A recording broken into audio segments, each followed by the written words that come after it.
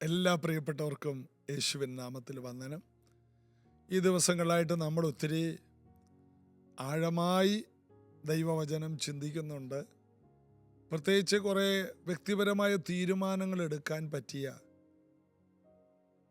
സത്യസന്ധമായി ദൈവവചനം ധ്യാനിച്ചുകൊണ്ട് നമ്മൾ തുടരുകയാണ്.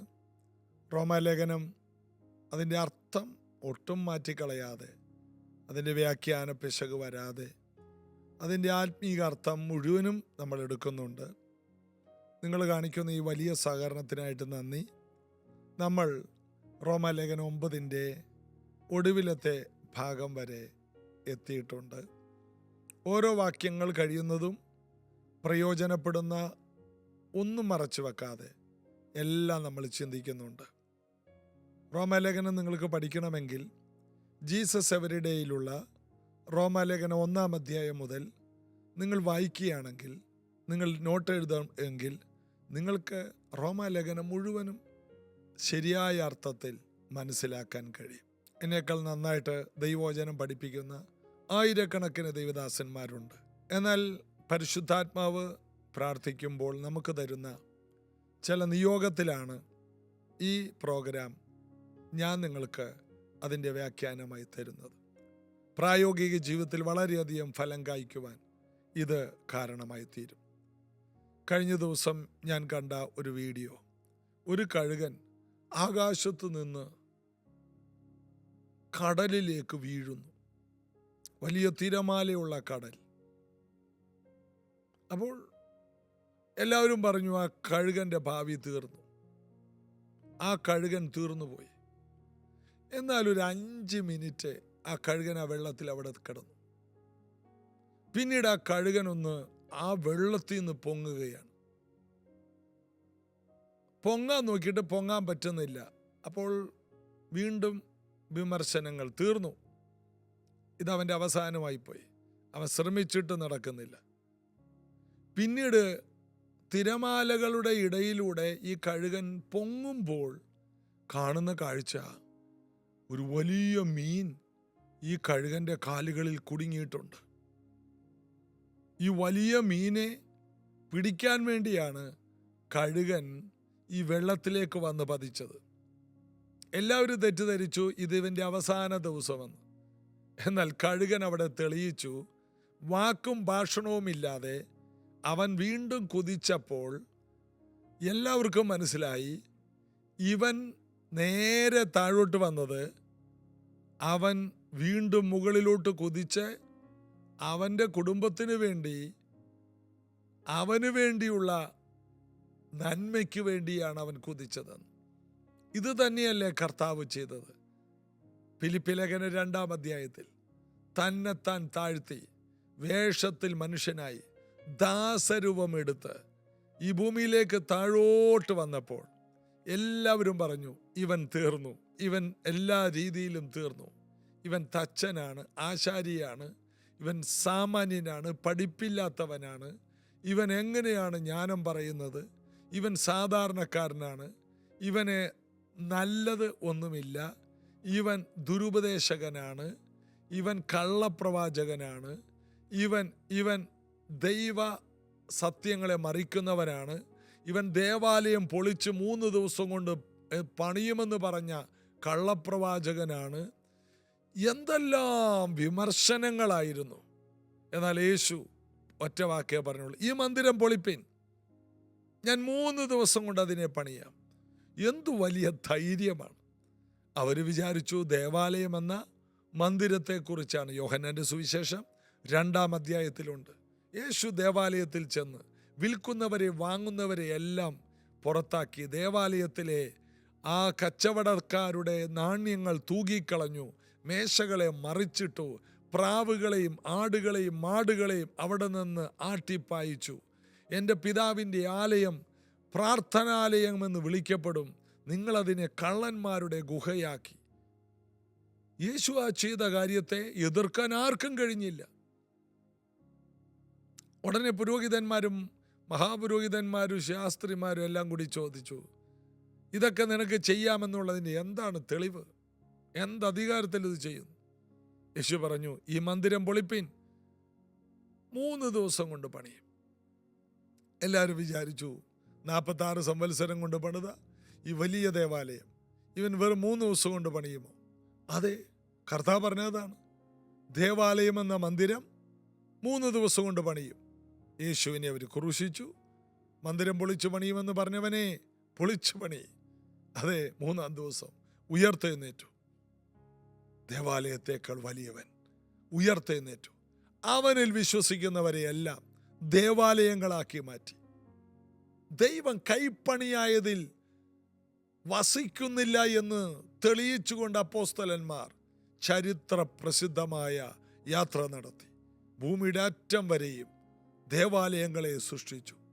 ഒരു ദേവാലയത്തെ തകർത്തപ്പോൾ 3 ദിവസം കൊണ്ട് ഇതാ 10,000-കണക്കിന് ദേവാലയങ്ങളെ സൃഷ്ടിക്കുന്ന ഒരു ചരിത്രം കർത്താവ് ഉണ്ടാക്കി. കർത്താവിനോടാണോ കളി? ഈ മന്ദിരം പൊളിപ്പീൻ, 3 ദിവസം കൊണ്ട് ഞാനതിനെ പണിയും. എല്ലാവരും വിചാരിച്ചു ഇതോടെ കർത്താവ് തീർന്നെന്ന്. മന്ദിരം പൊളിച്ചു പണിയുന്നവനെ എല്ലാം തീർന്നു. ഈ ക്രൂശീകരണത്തോടെ തീർന്നു. ഇല്ല, വെള്ളത്തിലേക്ക് വന്ന് വീണ കഴുകൻ ആ ഒരു വലിയ തെരണ്ടി പോലെയുള്ള വലിയൊരു മത്സ്യത്തെ തൂക്കിക്കൊണ്ടു പോകുന്ന ആ വീഡിയോയിലെ കാഴ്ച പോലെ കർത്താവ് സഭയെ മുകളിലേക്ക് ഉയർത്തുകയായിരുന്നു. സഭയെ, യേശുക്രിസ്തുവിൻ്റെ തിരുസഭയെ പിടിച്ചുയർത്തുവാൻ വേണ്ടി, ജീവനോടെ ഉയർത്തിയെടുക്കാൻ വേണ്ടി യേശു തന്നെത്താൻ താഴ്ത്തി വേഷത്തിൽ മനുഷ്യനായി. യേശുവിൽ ആശ്രയിക്കുന്ന ഓരോ വ്യക്തികളും ഇതെല്ലാം കേൾക്കുമ്പോൾ കർത്താവിൽ സന്തോഷിക്കട്ടെ. റോമാലേഖനം 9-ാമത്തെ അധ്യായത്തിൽ 28 വരെ വായിച്ചു. കർത്താവ് ഭൂമിയിൽ തൻ്റെ വചനം നിവർത്തിച്ച് ക്ഷണത്തിൽ തീർക്കുമെന്ന് വിളിച്ചു പറയുന്നു. കർത്താവിൻ്റെ ആഗ്രഹം സുവിശേഷം ഭൂമിയുടെ അറ്റം വരെ എത്തണം. അപ്പോൾ അവസാനം ഉണ്ടാകും. ലൂക്കോസ് 24, മത്തായി 24 ഒക്കെ പറയുന്ന ഇതാണ്. രാജ്യത്തിൻ്റെ സുവിശേഷം ഭൂമി മുഴുവനും പ്രസംഗിക്കപ്പെടും. അപ്പോൾ അവസാനമുണ്ടാകും. എല്ലായിടത്തും വചനം കേൾക്കണം. എല്ലായിടത്തും എല്ലാവരും മാനസാന്തരപ്പെടണം. വെറുതെ വചനം കേട്ട് ന്യായവിധി ഉണ്ടാക്കുകയല്ല. വിശ്വസിക്കുന്നവൻ രക്ഷിക്കപ്പെടും, വിശ്വസിക്കാത്തവൻ ശിക്ഷാവിധിയിൽ അകപ്പെടും. ദൈവത്തിൻ്റെ പദ്ധതി. അതുകൊണ്ട് സുവിശേഷം എല്ലായിടത്തും എത്തിക്കുവാൻ നമുക്ക് കർത്താവ് കൂടുതൽ ഉന്മേഷവും കൃപയും നൽകി തരട്ടെ. 29-ാം വാക്യം, സൈന്യങ്ങളിലെ കർത്താവ് നമുക്ക് സന്തതിയെ ശേഷിപ്പിച്ചില്ലെങ്കിൽ നാം സോദോമിനെ പോലെ ആകുമായിരുന്നു, ഗൊമോറയ്ക്ക് സദൃശമായി തീരുമായിരുന്നു. തീയും ഗന്ധകവും വന്ന് അവരെ ദഹിപ്പിച്ചു. അപ്പോൾ ദൈവം ഇസ്രായേൽ മക്കൾക്ക് സന്തതികളെ ശേഷിപ്പിച്ചു. അല്ലായിരുന്നെങ്കിൽ അവർ തീർന്നു പോകുമായിരുന്നു. പാലും തേനും ഒഴുകുന്നു എന്നുള്ളതൊന്നും കർത്താവിന് വിഷയമല്ല. അനുസരിക്കാത്തവർക്ക് നേരെ ഇടവിടാതെ കൈനീട്ടിയ കർത്താവ് അവർക്കൊരു സന്തതിയെ ശേഷിപ്പിച്ചു. എപ്പോഴും ഒരു ശേഷിപ്പിനെ ദൈവം വെപ്പിച്ചു. നമ്മുടെ ജീവിതത്തിൽ ദൈവം ചില ശേഷിപ്പുകൾ വെച്ചതുകൊണ്ടാണ് നമ്മളിന്ന് നിലനിൽക്കുന്നത്. അതായത് വെട്ടിക്കളഞ്ഞാലും ഒരു കുറ്റി ശേഷിക്കുന്നുണ്ടെങ്കിൽ ആ കുറ്റിക്ക് അതിൻ്റെ കീഴെയുള്ള വേരിന് വെള്ളത്തിൻ്റെ അല്പം ഗന്ധം തട്ടിയാൽ അത് വീണ്ടും പൊട്ടിക്കിളിർക്കുമെന്ന് നമ്മൾ ഇയ്യോബിലും യെശയ്യാവിലും ഒക്കെ വായിക്കുന്ന പോലെ വെള്ളത്തിൻ്റെ ഗന്ധം തട്ടിയാൽ മതി, വീണ്ടും കിളിർക്കും. ഒരു ശേഷിപ്പ് ദൈവവചനം കേട്ടാൽ വീണ്ടും മടങ്ങി വരുന്ന, പിന്മാറ്റങ്ങളിൽ നിന്ന് അപ്പൻ്റെ വീട്ടിലേക്ക് മടങ്ങി വന്ന മുടിയൻ പുത്രനെ പോലെ ദൈവരാജ്യത്തിൽ അകന്നുപോയവർ, ആദ്യ സ്നേഹം വിട്ടുകളഞ്ഞവർ, ദൈവത്തെ വിട്ടുമാറിയവർ, ദൈവത്തെ വിൽക്കാനിറങ്ങിയവർ, വിറ്റവർ, ദൈവത്തിൻ്റെ പേരിൽ പലതും ചെയ്ത് ദൈവരാജ്യത്തിന് നിന്ദകളുണ്ടാക്കിയവർ മടങ്ങി വരുന്ന ഒരു സീസണായി പരിശുദ്ധാത്മാവ് ഈ സീസണെ പറയുന്നു. ഇന്ന് ഈ വചനം കേൾക്കുമ്പോൾ ഒത്തിരി പേര് മടങ്ങി വരട്ടെ. ചിലരെന്നോട് പറയും, പാസ്റ്ററെ, വർഷങ്ങൾക്ക് മുമ്പ് ഞാനൊരു വിശ്വാസിയായിരുന്നു. ഞാൻ ചോദിക്കും, ഇപ്പോഴോ?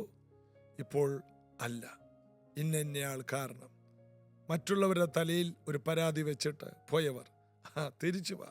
വേറെ ചിലരെ കണ്ട് ഞെട്ടിപ്പോയി, പാസ്റ്ററെ, ഞാനും ഒരു പാസ്റ്ററായിരുന്നു, ഇപ്പോഴെന്ത് ചെയ്യുന്നു? ഇപ്പോൾ ചർച്ചിലൊന്നും പോകുന്നില്ല, എങ്കിലും ബൈബിൾ വായിക്കും. ആര് ശരിയല്ല, എല്ലാം കള്ളന്മാരാണ്. അവർക്ക് പറയാനുള്ളത് അത്. എല്ലാം കള്ളന്മാരാണെങ്കിൽ ഞാനൊക്കെ കള്ളനാണല്ലോ. എത്ര കള്ളനോട്ടുകൾ വർദ്ധിച്ചാലും നല്ല നോട്ടുണ്ട്. അതുകൊണ്ടാണ് കള്ളനോട്ട്. എന്തുകൊണ്ടാണ് 500-ൻ്റെ കള്ളനോട്ടുള്ളത്? 500-ൻ്റെ നോട്ടുള്ളത്. 499-ൻ്റെ ഒരു കള്ളനോട്ടുണ്ടോ? 999 രൂപയുടെ ഒരു കള്ളനോട്ടുണ്ടോ? ഇല്ല. എല്ലാം തട്ടിപ്പാണ് എന്ന് പറയുന്നവരോട് പറയാം, അല്ല. ഒറിജിനൽ ഉള്ളത് കൊണ്ടാണ് ഡ്യൂപ്ലിക്കേറ്റ് ഉള്ളത്.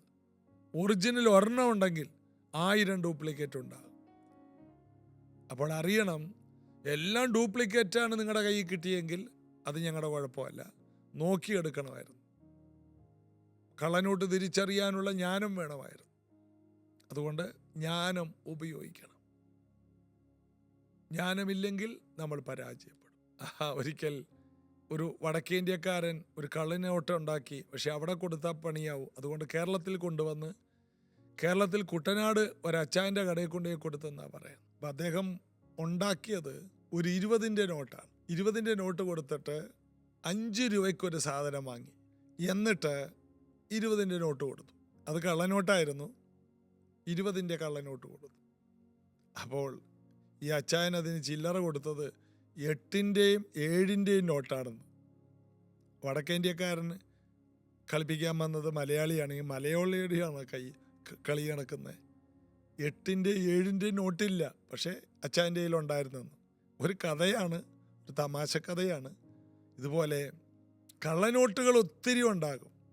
എന്നാൽ അതിൻ്റെ കാരണം നല്ല നോട്ടുള്ളത് കൊണ്ടാണ് കള്ളനോട്ടുകൾക്ക് ഇത്രയും മൂല്യമുള്ളത്. കള്ളനോട്ടുകളിൽ ആൾക്കാർ ചെന്നുപെടുന്നു. അതുകൊണ്ട് അവർ ശരിയല്ല, ഇവർ ശരിയല്ല, മറ്റവർ ശരിയല്ല. ആണ്, ശരിയല്ലായിരിക്കാം. എന്നാൽ കൃപ ലഭിച്ചവളെ നിനക്ക് വന്ദനം. മറിയക്ക് വല്ല കുഴപ്പമുണ്ടായോ? മറിയക്ക് കിട്ടേണ്ട കൃപയ്ക്ക് വല്ല കുറവുണ്ടായോ? എലിസബത്തിന് വല്ല കുറവുണ്ടായോ? മറിയ എലിസബത്തും തമ്മിൽ കണ്ടുപിട്ടിയില്ലേ? മറിയ വേറൊരു കുഴിയിൽ പോയി ചാടിയോ? വീട്ടിൽ നിന്ന് അപ്പനെ അമ്മയും കളിപ്പിച്ചിറങ്ങിപ്പോയ ഒരു പെണ്ണിൻ്റെ വീട്ടിലോട്ടാണോ മറിയ പോയി ചെന്നത്? അല്ല. ഭക്തിയുള്ള, ന്യായപ്രമാണത്തിൻ്റെ എല്ലാ വഴികളിലും നടക്കുന്ന സക്കരിയാവിൻ്റെ വീട്ടിലേക്കാണ് കണക്ട് ചെയ്തത്. ഒരുവൻ ദൈവകൃപയിലേക്ക് വന്നാൽ അവനെ ദൈവം ഡയറക്റ്റ് ചെയ്യും. ഇതാ ദാവീദ് അഭിഷിക്തനായതിൻ്റെ പേരിൽ അവൻ്റെ ജയത്തോടുള്ള അസൂയ നിമിത്തം ശൗൽ അവനെ കൊല്ലാൻ നോക്കിയപ്പോൾ അതേ കുടുംബത്തിൽ നിന്ന് ശൗലിൻ്റെ മകൻ യോനാഥാൻ പ്രാണസ്നേഹിതനായി ദാവീദിനെ സംരക്ഷിക്കുന്നു. ദാവീദിനെ കൊല്ലാൻ ശൗല് പലവട്ടം വിചാരിക്കുമ്പോൾ യോനാഥാനാണ് സംരക്ഷിക്കുന്നത്. അതെ, നീ ദൈവത്തിൻ്റെ ശരിയായ വ്യക്തിയാണോ? നിന്നെ തകർക്കാൻ ആര് വരുന്നുവോ ആ കൂട്ടത്തിൽ തന്നെ നിന്നെ സംരക്ഷിക്കാനുള്ളവരുമുണ്ടെന്ന് ദൈവവചനം നമ്മെ പഠിപ്പിക്കുന്നു. ഈ ഒരു അർത്ഥത്തിൽ ദൈവവചനം എടുക്കാമോ? സത്യത്തിന് വേണ്ടി നിൽക്കാൻ ഇതാ കർത്താവ് ചിലരെ ശേഷിപ്പിച്ചിട്ടുണ്ട്. നല്ല വ്യക്തികളുണ്ട്. ഇവിടെ നമ്മൾ വായിച്ച വാക്ക്, സൈന്യങ്ങളുടെ കർത്താവ് നമുക്ക് സന്തതിയെ ശേഷിപ്പിച്ചില്ലെങ്കിൽ നാം സോദോമിനെ പോലെ ആകുമായിരുന്നു, ഗൊമോറയ്ക്ക് സദൃശ്യമാകുമായിരുന്നു. യെശയ്യാവ് മുൻകൂട്ടി പറഞ്ഞിരിക്കുന്നു. എപ്പോഴും ഒരു ശേഷിപ്പുണ്ട്. ലോകം മുഴുവനും മോശമാണെന്ന് പറഞ്ഞാലും നല്ല ചർച്ചകളുണ്ട്, നല്ല അഭിഷിക്തരുണ്ട്, നന്നായി പ്രാർത്ഥിക്കുന്നവരുണ്ട്, വിശുദ്ധിക്ക് വേണ്ടി നിൽക്കുന്നവരുണ്ട്, എല്ലായിടത്തുമുണ്ട്. ചെവിയുള്ളവൻ കേൾക്കട്ടെ, അന്വേഷിക്കുന്നവൻ കണ്ടെത്തും. ഇന്ന് അമേരിക്കയിൽ നിന്ന് എന്നെ ഒരു ദൈവദാസൻ വിളിച്ചു. അദ്ദേഹത്തിന് ഗ്രീൻ കാർഡ് കിട്ടി. അദ്ദേഹം കുടുംബമായിട്ട് അമേരിക്കയിൽ ചെന്നു. ഒരു ചർച്ചയിൽ ചെന്നു, അദ്ദേഹത്തിന് പറ്റിയില്ല. അടുത്ത ചർച്ചയിൽ ചെന്നു, അദ്ദേഹത്തിന് അത് പറ്റിയില്ല. അടുത്തത് മോള് പോകുന്ന ഒരു ചർച്ച ഉണ്ട് അദ്ദേഹത്തിൻ്റെ, അവിടെ ചെന്നു. അദ്ദേഹം അന്വേഷിക്കുകയാണ്. അദ്ദേഹത്തിന് പോകാനായിട്ടൊരു കൂട്ടായ്മയില്ല. അദ്ദേഹത്തിന് ഹൃദയത്തിനിടങ്ങും. അന്വേഷിക്കുന്നവൻ കണ്ടെത്തും. അമേരിക്കയിൽ അദ്ദേഹം അന്വേഷിക്കുക, ഹൃദയപൂർവം സ്വസ്ഥമായിട്ട് ആരാധിക്കാൻ ജീവനുള്ള ദൈവത്തിൻ്റെ അഭിഷിക്തരുണ്ടോ? അന്വേഷിക്കുന്നേ. നിങ്ങൾ പോകുന്നിടത്തൊരു നല്ല ചർച്ച ഉണ്ടോ? നിങ്ങൾ അനുഗ്രഹിക്കപ്പെടും. നല്ല റെസ്റ്റോറൻറ്റ് നിങ്ങൾ തപ്പിയെടുക്കും, നല്ല പഠിക്കുന്ന സ്ഥലം തപ്പിയെടുക്കും, നല്ല ജിമ്മ് തപ്പിയെടുക്കും, നല്ല സ്വിമ്മിംഗ് പൂള് തപ്പിയെടുക്കും, ഇതെല്ലാം നല്ല ഹോസ്പിറ്റൽ തപ്പിയെടുക്കും, നല്ല ട്യൂഷൻ സെൻറ്റർ തപ്പിയെടുക്കും. എന്നാൽ അതിനേക്കാൾ ഉപരി ഒരു നല്ല ജീവനുള്ള ദൈവത്തിൻ്റെ ആരാധന ഇടമുണ്ടോ, അത് നിങ്ങൾക്ക് എല്ലാം കൊണ്ടുവരും. വേറൊന്നും തപ്പിയെടുത്തില്ലെങ്കിലും അത് ഒന്ന് ബാക്കിയെല്ലാം കൊണ്ടുവരും. കർത്താവ് അതിനുള്ള കൃപ നിങ്ങൾക്ക് തരും. അതുകൊണ്ടാണല്ലോ ഈ വചനം നിങ്ങൾ കേൾക്കുന്നത്. കർത്താവ് നിങ്ങളെ അതിനായിട്ട് ബലപ്പെടുത്തട്ടെ. ജീവനുള്ള സഭകളെ കണ്ടെത്താം, ജീവനുള്ള ദൈവമക്കളുടെ ബന്ധങ്ങളെ നമുക്കുണ്ടാക്കാം. പ്രാർത്ഥിക്കാം യേശുവിൻ്റെ നാമത്തിൽ. ഇത് കേൾക്കുന്ന പല രാജ്യങ്ങളിലുള്ളവർ പോകേണ്ട നല്ല ചർച്ചകൾ അവർ കാണട്ടെ, കണക്ട് ചെയ്യേണ്ട നല്ല ബന്ധങ്ങൾ കണക്റ്റ് ആകട്ടെ.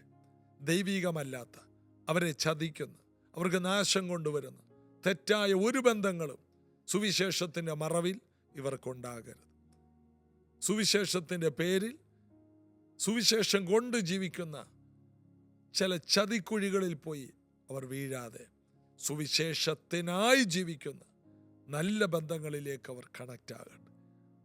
കർത്താവിനെ കൊണ്ട് ജീവിക്കുന്നവരല്ല, കർത്താവിന് വേണ്ടി ജീവിക്കുന്നവർ ഉണ്ട് എന്ന് അവർ കണ്ടെത്തട്ടെ. അനുഗ്രഹിക്കുന്നു. നല്ല കൂട്ടായ്മകൾ ഉണ്ടാകട്ടെ യേശുവിൻ നാമത്തിൽ. ആമേൻ. പ്രൈസ് ജനറേഷൻ നിങ്ങൾക്ക് ഉറപ്പ് തരുന്നു, ആത്മാവിൽ സത്യത്തിലും കർത്താവിനെ ആരാധിക്കുവാൻ എന്നും നിങ്ങളോട് കൂടെ ഉണ്ടാകും. സത്യസന്ധമായി ദൈവവചനം പഠിപ്പിക്കും, ദൈവവചനം മറ്റുള്ളവർക്ക് പങ്കുവെക്കും, സത്യത്തിന് വേണ്ടി നിൽക്കും. ദൈവവചനത്തിലെ നിയമങ്ങളിൽ നിന്ന് അല്പം പോലും മാറാതെ സത്യത്തിന് വേണ്ടി നിൽക്കുവാൻ ഞങ്ങളെ ഒന്നുകൂടി സമർപ്പിക്കുന്നു. നിങ്ങൾക്ക് ഞങ്ങളുമായിട്ട് കണക്റ്റാകാം. നിങ്ങളുടെ തലമുറകൾക്ക് നിങ്ങൾക്കും പ്രൈസ് ജനറേഷനിലൂടെ ഒരു നല്ല ഭാവിയെ ഞങ്ങൾ ഉറപ്പ് തരുന്നു. പ്രത്യേകിച്ച് ഈ ഞായറാഴ്ച പ്രൈസ് ജനറേഷൻ ചർച്ചിൽ രാവിലെ 8 മണിക്ക് കർത്താവിൽ പ്രസിദ്ധനായ ഒരു അഭിഷിക്തൻ നിങ്ങളെ ശുശ്രൂഷിക്കാനുണ്ട്. ഈ സ്പെഷ്യൽ മീറ്റിംഗ് നിങ്ങൾ നഷ്ടപ്പെടുത്തരുത്. എല്ലാവരും തന്നെ കടന്നു വരണം. കർത്താവ് അനുഗ്രഹിക്കട്ടെ. God bless you.